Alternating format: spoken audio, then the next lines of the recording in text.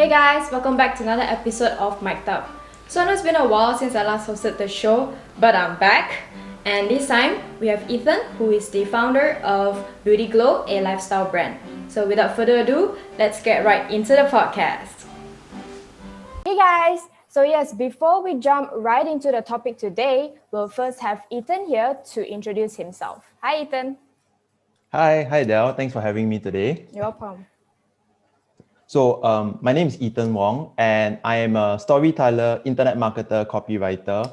I've just graduated from Monash with a degree in tropical environment biology and microbiology. Wow. And I am the co-founder of Beauty Glow. Right, co-founder of Beauty Glow. Actually, do you want to introduce us to what Beauty Glow is? Because I came across Beauty Glow a few months back when I was looking at some products, and so I was really interested in like the different products that you have. So would you like to introduce to us what Beauty Glow is all about?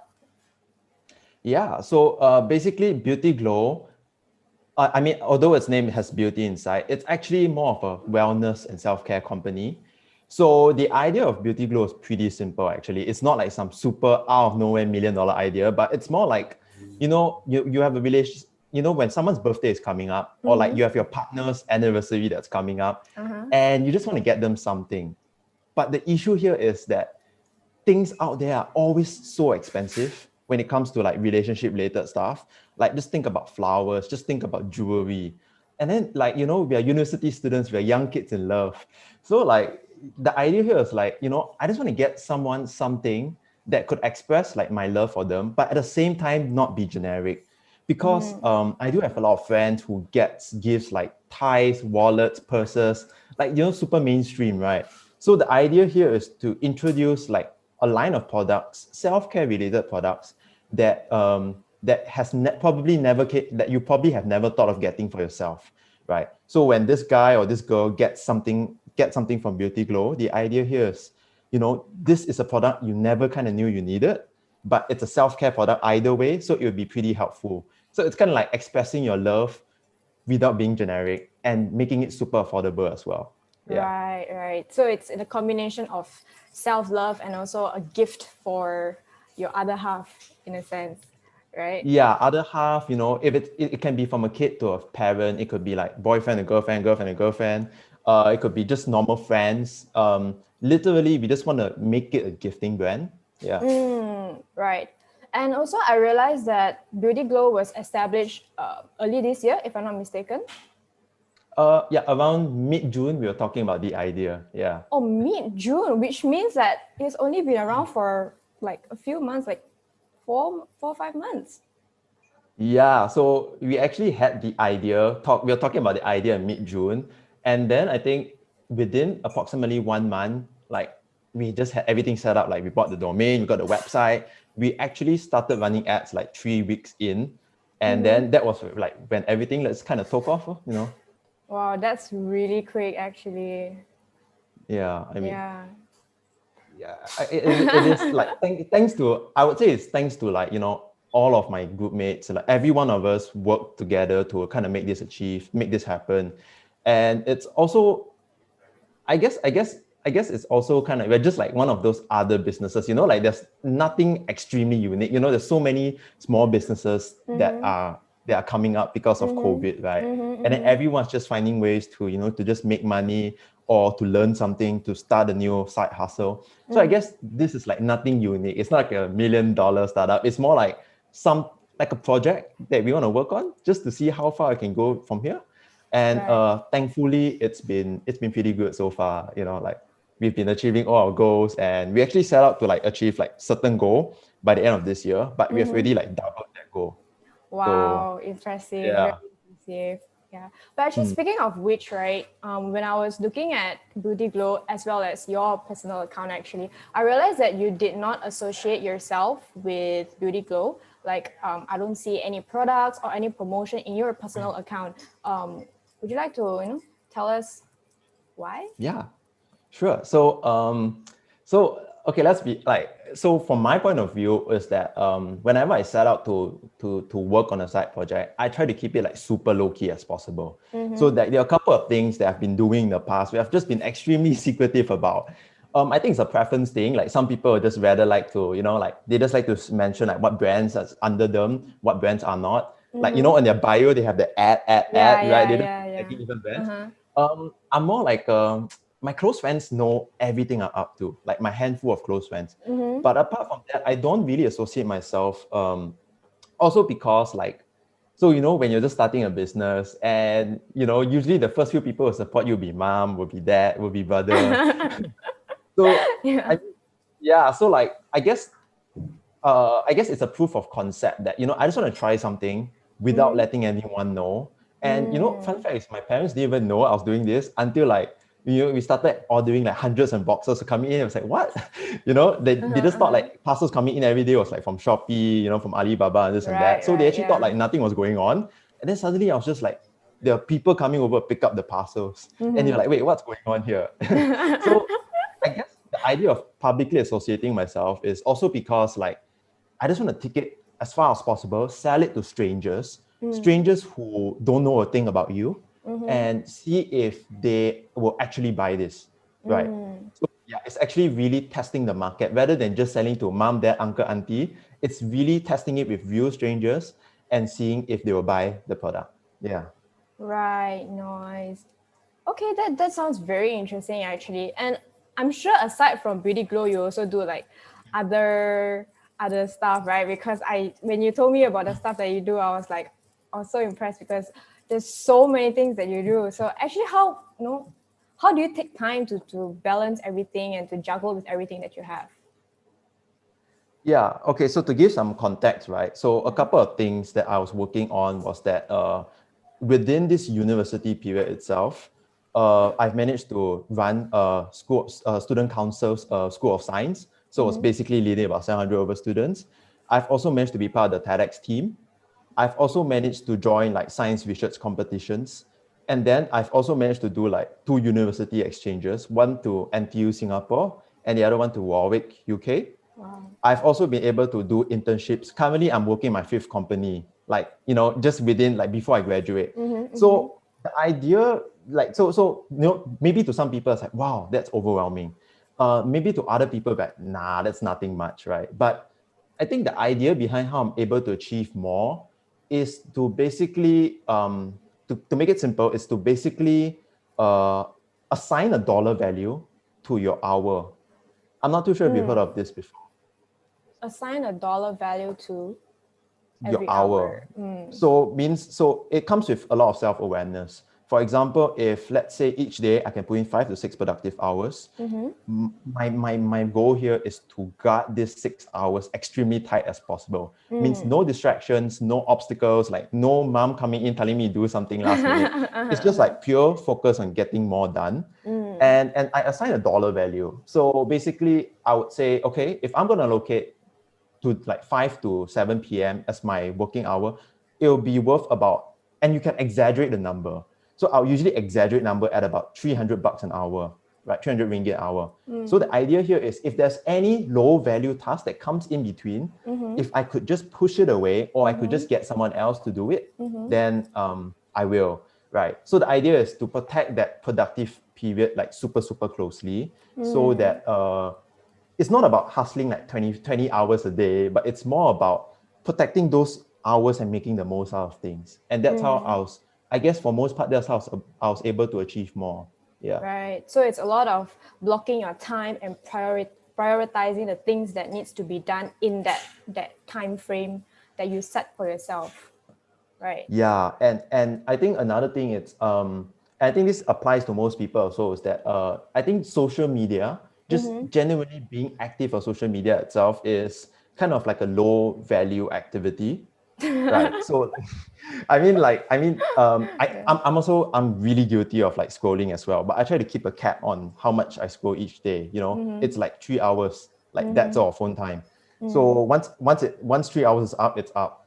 So I think keeping track of how you spend each day and every single minute of your time every single day can really make you more aware of like how your time is being spent. Like if your time is being wasted on something that's not so useful as compared to something that you could be doing, and then you can really reflect back and start working backwards and say, hey, how do I make the most of today?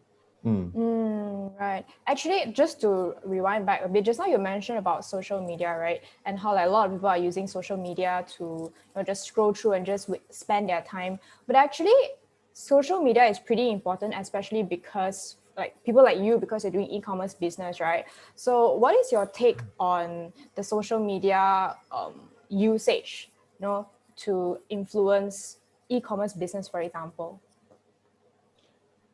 Yeah, absolutely. I think what you say is right. If I'm a e-commerce owner, then I can't run away from social media as well, right? Yeah. But I think the tip here is to create content but not consume it, right?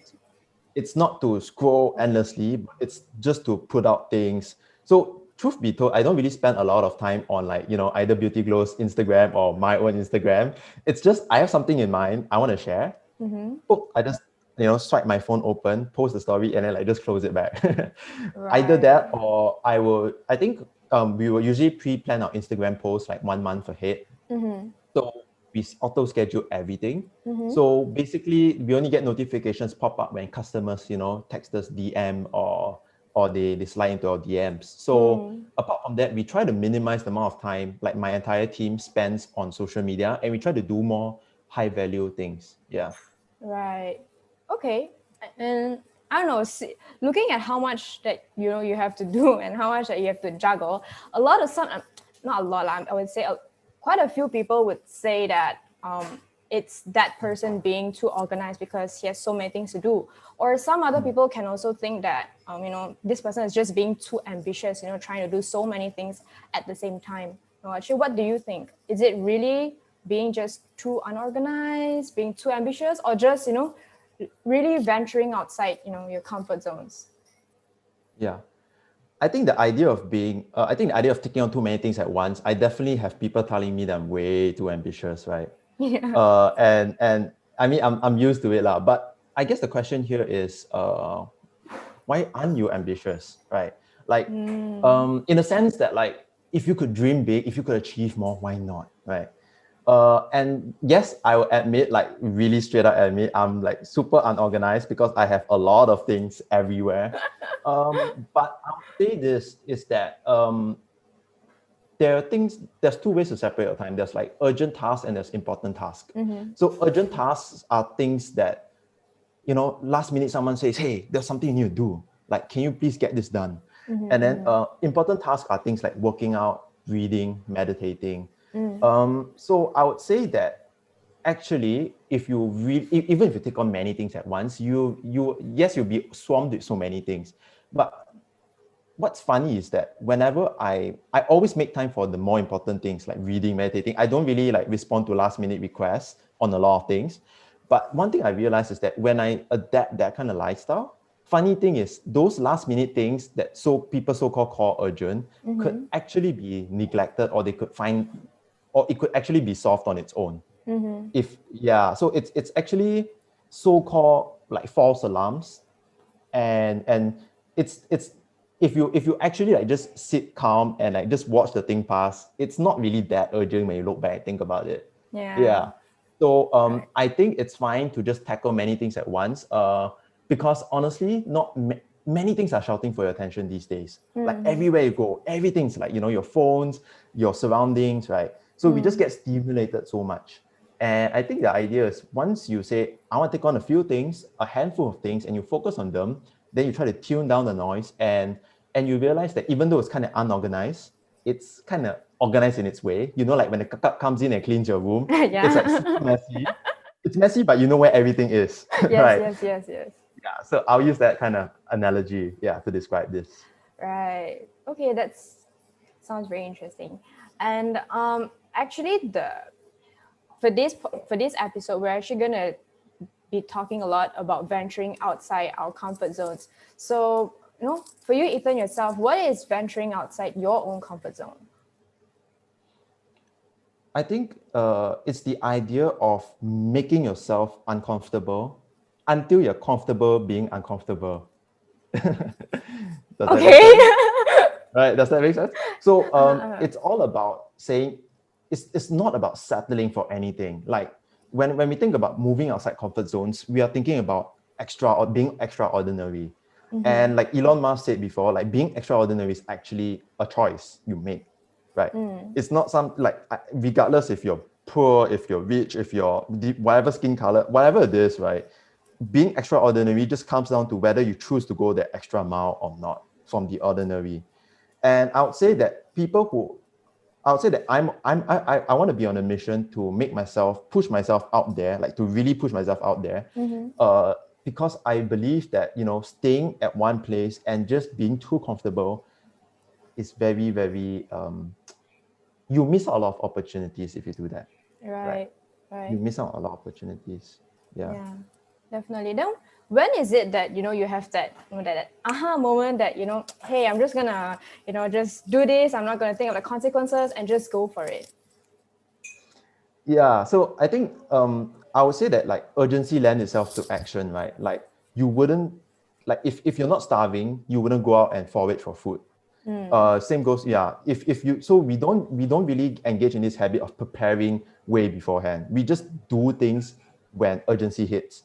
So this was me back in year one, right? Like it was absolutely terrible. Like I was so comfortable just studying in science and just wanting to get a scholarship and whatnot. And then it was through first year's internship in the science lab where I was just doing the same thing every day, like 9 to 5, like 22 days a week. And I was getting paid like 400 ringgit a month. Like 400 ringgit a month. That's not even enough to cover like my petrol, my toll, and my food.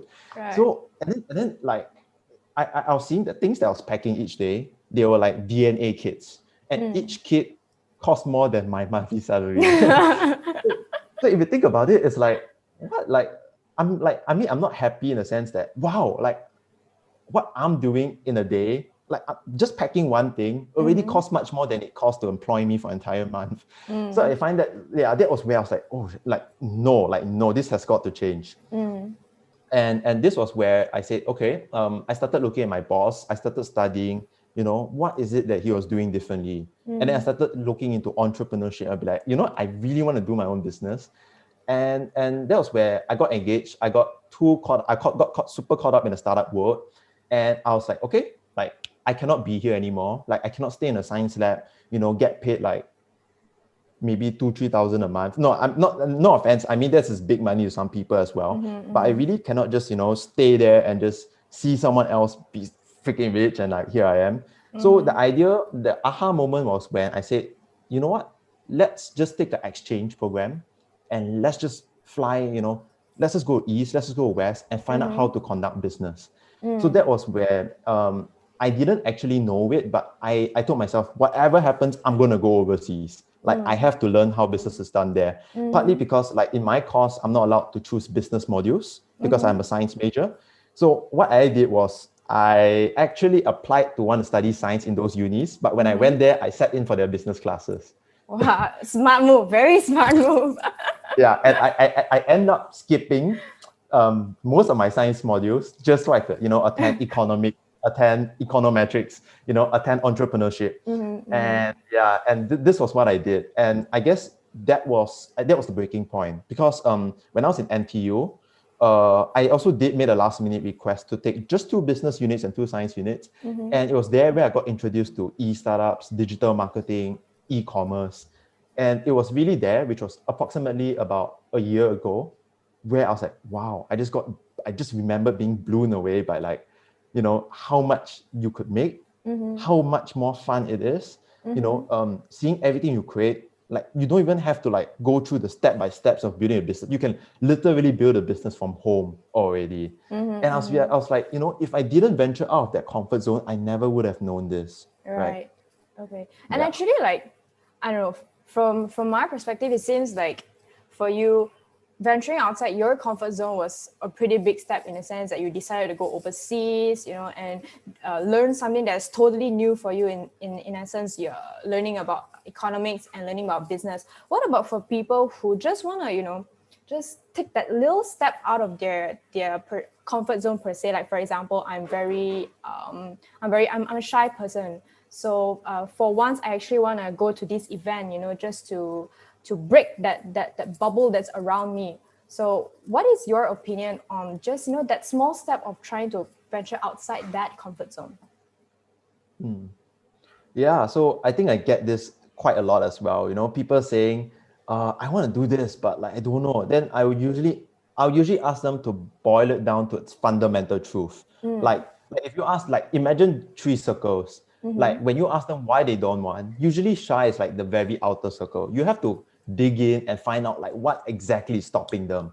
And most of the time it equates back to a couple of things. Usually it has to do with your pride, it has to do with your fear of being embarrassed, or it has to do with you not being like your circumstance, like you're not enough money, or you can't commit, or whatever it is. So when you dig deeper and unveil the hidden missing piece, like whatever it is that's scaring them, I can sit down and say, okay, if you're afraid of being embarrassed, here's a news for you. Like no one cares. Like nobody really cares. Like no one will actually remember what they ate yesterday. So what makes you think they'll remember if you embarrassed yourself weeks or months ago? If they are like, if it's the circumstance, like, they're just not wealthy enough, I guess you could always say like, you can work, you can do side hustles, you can find a way to learn how to offer a freelance service. Like, especially with the internet economy these days, like there's just so much you can do. It's amazing. Like I just can't start to tell you like how much opportunities there are out there. But what we need to do is we need to conquer that fear of being embarrassed, of being turned down, rejected, So I would say to people who wants to try something, but they are afraid of taking the first step, I would think that learn to say yes immediately on the spot first, and then learn as you go. Like just whatever this, just promise a yes, and then behind, like just if it's scared of public speaking, just learn to public speak. Right, it all comes down to determination as well if you want to achieve it. Yeah, perfectly well said. Because like I personally can relate to that the whole idea of it, because like when I was when one of our founder Elton, he approached me to say that, hey, let's start this podcast, and I was like, huh, what are you asking me? Sometimes when I speak, I still stutter and I still have a lot of ums and ahs, a lot of hesitations in the way I speak. So I was like, are you sure you're gonna make me part of the host and stuff? So I was pondering here and there. In the end, I was just like, you know what? Let's just go for it. I know it's a once in a lifetime chance. So if let's say I don't take that first step to venture outside what I deem is my comfort zone, then I'm never gonna make it. That kind of thing. Yeah, I mean, there's the first for everything, like the quote says, like every master was once a beginner. You literally start from zero. And the idea here is if you don't you don't naturally get good at something. It just comes with a lot of pushing yourself out, putting yourself out there, and eventually you get extremely amazing at it. Correct. And I'm sure, I mean, in this kind of new ventures, there's bound to be a little bit of embarrassment, a little bit of hesitations, a bit of doubts here and there. But it's pretty important to, embrace it and really, if it's a mistake, then we'll just learn from it and move on, because nobody's gonna be perfect anyway, right? Yeah. So there's this quote that from Steve Jobs, I think, which was absolutely amazing. So this was the one quote that really just lit my mind on fire.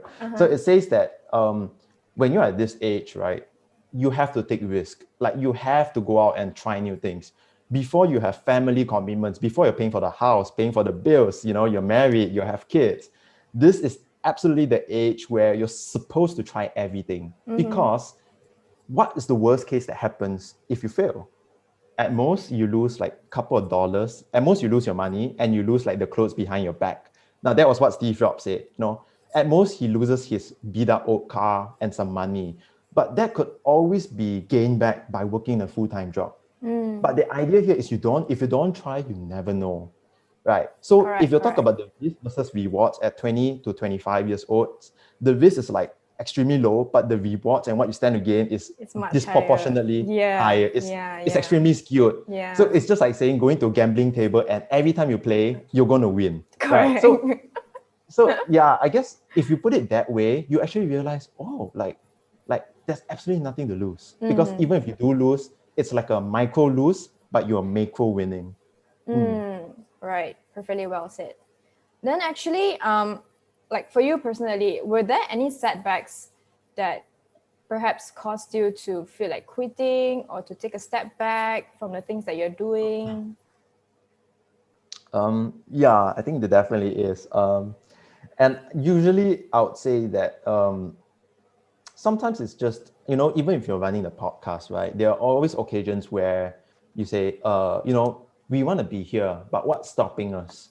And sometimes you just think, okay, like you can put in a lot of work, but most of the time you need everyone to be super invested in it, right? So sometimes I would say that what's stopping, or if there are any setbacks, it's just that, between us group of friends, who three of us are still in university, by the way. Sometimes, things get in the way, right? There's university assignments, there's family commitments, there's just I don't know where this is going, but I want to have fun kind of thing. So when fun then turns into work, then, there'll definitely be like, hold up, I didn't sign up for this kind of. So I guess the setbacks here, and I'll admit, is that my team has been like extremely amazing. Like everyone's been helping out so much, but sometimes I just can't help but think, we want to go faster, we want to scale, but like, is everyone ready? Is everyone in the right frame of mind? For example, if I ask like the mic'd up team tomorrow, like, do you want to interview like Harvey Iskandar, or do you want to interview like some super big guy, right? So it's like, that the setbacks here, I guess, is just like, how do you want to grow, keep up? How do you want to keep up with the pace that you set for yourself, right? That's the primary setback. And one thing about that I've learned, unfortunately, it's a bit sad, is that you cannot, like, even as I'm running this, or as I'm running other things, is that you cannot, like, just because it's your business, you cannot expect like everyone to put in like the same amount of effort in anything that they do. Right. At the end of this, it's your business, right? Right, yeah. And like, just because you can do it doesn't mean someone else can.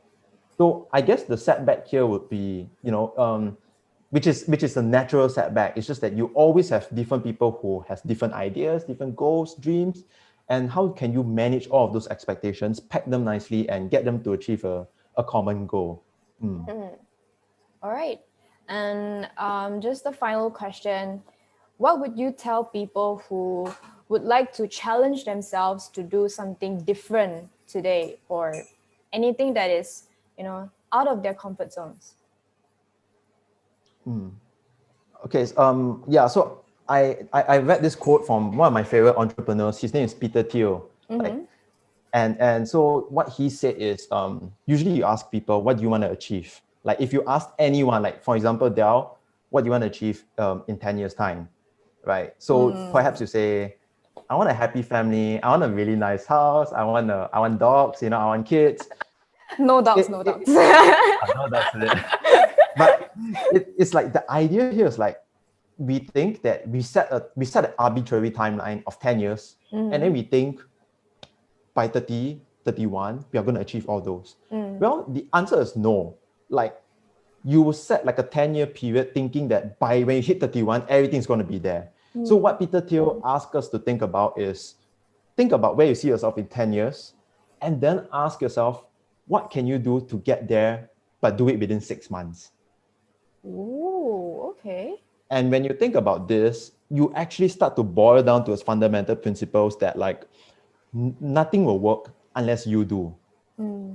Right? Like, if you don't put in work, that dream will just be a dream, right? So where you see yourself in 10 years all comes down to kind of what you do today.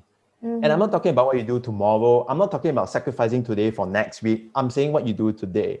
Like, if you decide to say, let's make today the best day of your life, let's make today as productive as possible, then, you're one step closer to that dream. But when you say, nah, I'll sleep on it, let's do it tomorrow, then your dream just got delayed by another day, and you're one step further from achieving that. So if you can boil it down to tackling it day by day, and not so fast thinking about how do I scale this $1 million brand, instead, make from 1 ringgit, make 10, from 10, make 50, 50, make 100. If you can think of that, living it each day and maximizing your output, then I would say that if that is your core focus, then you will do whatever it takes to get there. Even if it means embarrassing yourself today, even if it means trying something new, even if it means making yourself uncomfortable, because you know you need to do that in order to achieve that goal. Yeah. So it's a lot of immediate actions and just taking it one step at a time, right? Yeah. You don't have to think like, some people start a book, like they want to start to write a book, and the first concern that they have is, oh, who am I going to publish? Where am I going to publish it? Like, don't think too much. Just write that book, just try that business and then just follow up consistently. Research is important, but most importantly, take action. And it's like when you reach that stage, then only you handle that stage at that time instead of worrying of what's to come in the future. Right? Yeah. Worry absolutely helps with nothing. It doesn't help with anything at all. Yeah. So, yeah, I guess what I want to say is that everyone has this ability to be amazing, to be awesome, to be extraordinary. I guess the idea here is like, it comes down to how badly you want it, right? Like no sugarcoating. If you don't want it bad enough, then someone else is going to take that space, Yeah, true. All right. So do you have any last words for our audiences today? Yeah, sure. So I actually don't really post a lot of like, I know what we're talking about today is a lot of like venturing beyond comfort zones and all.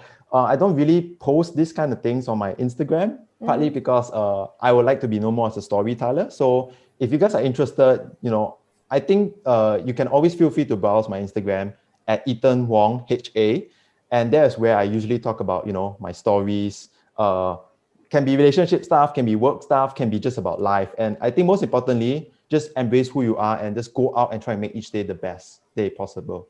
That's about it. Right. Well, very well said. So we've come to the end of this episode. Ethan, just now you wanted to share something with us. Yeah, I think just be genuine and just make the most out of each day.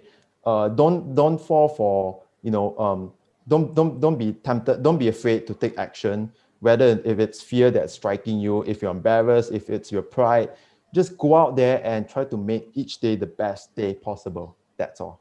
All right. So actually, Ethan here would also like to share with us one of the new products of Beauty Glow. So over to you, Ethan. Yeah, so my team and I have just launched this new product, and it's called Bay by Beauty Glow. And Bae why we as call in it BAE?